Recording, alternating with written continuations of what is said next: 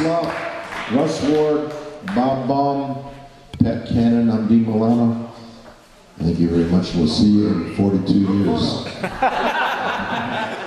Group photo? You can do a group photo. Get your cameras ready. No, that ain't me. Children. All right, now. That's my third. Lord. Everybody got one? All right. Everybody good? Diane, Stu. Autograph. Yeah. They'll all be on AARP's website.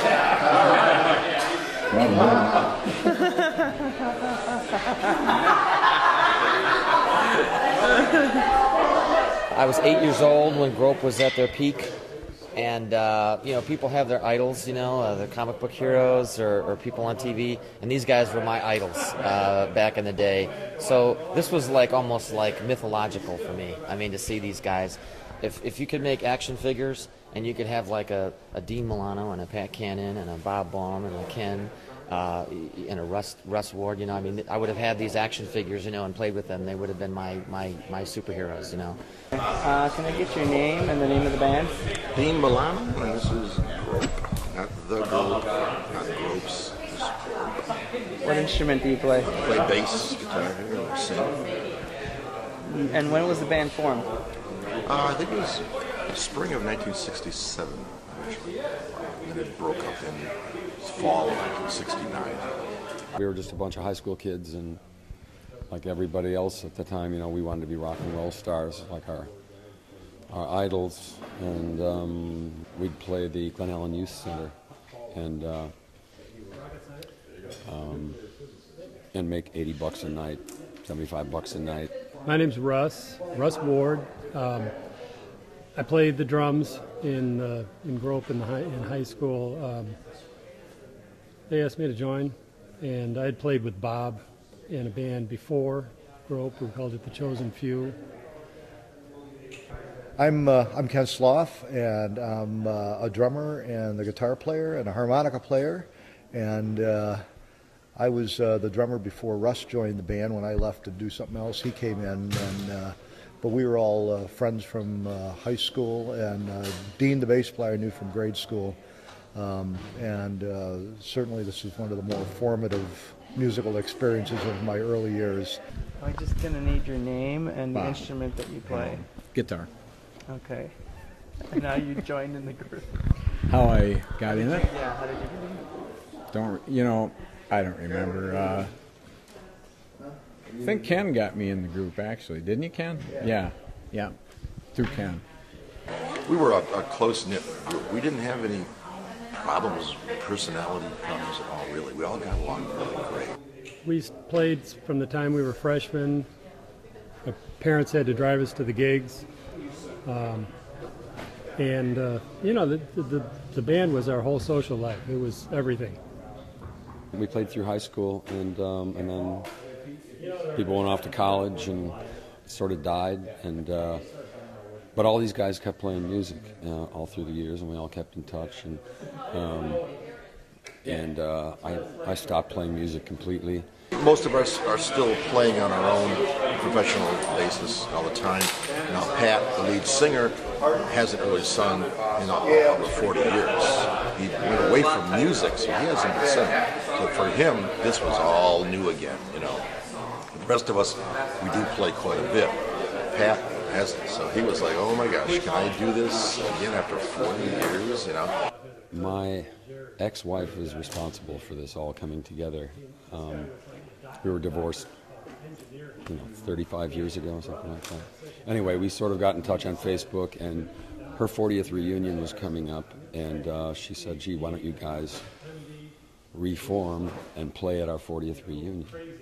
So it seemed like a great idea, and everybody was available, so we put it all together, came back, rehearsed for 7 hours, Friday night and played the 40th reunion last night, and it was kick-ass, man. It was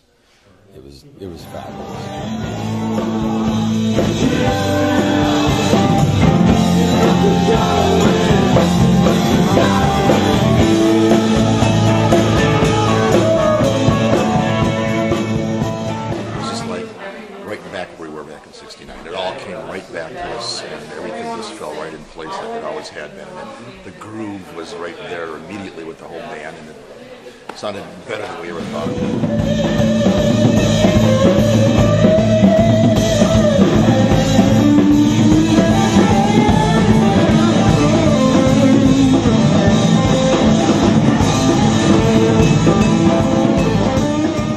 The crowd loved it because it was made up of people who 40 years ago were coming to the youth center to see us play, and we were playing the same songs that we played 40 years ago. Everybody's a little nervous, but once we heard the sound of the room, it was pretty much fun.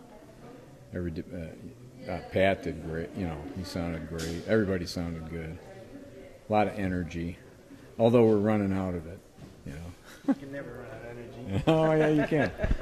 They're a little bit older, so they're not going as crazy, you know, with their body movements and stuff, you know. But they were getting into it. I mean, they were sweating it up and really having a good time. So, actually, they're probably a tighter band now than they were back then.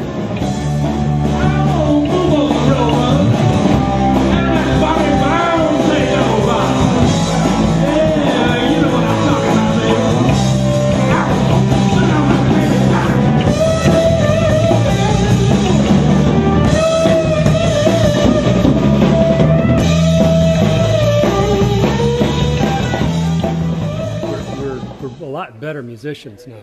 We know our instruments a lot better than we did, but the songs are still the same. We still play them the same way we did, the same feeling.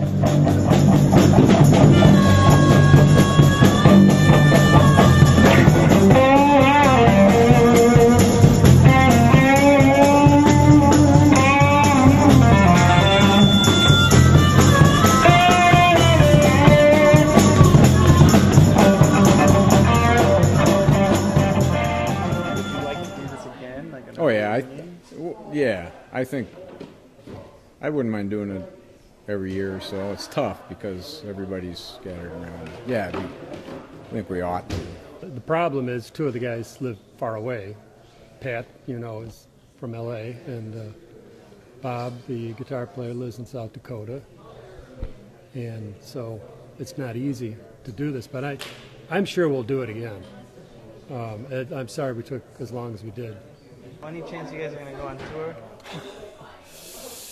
Yeah, maybe down the street if there's another garage or a Holiday Inn, you know. On tour? I doubt that. You know. Any chance you're going to be on tour with them when they go next year? Who's going?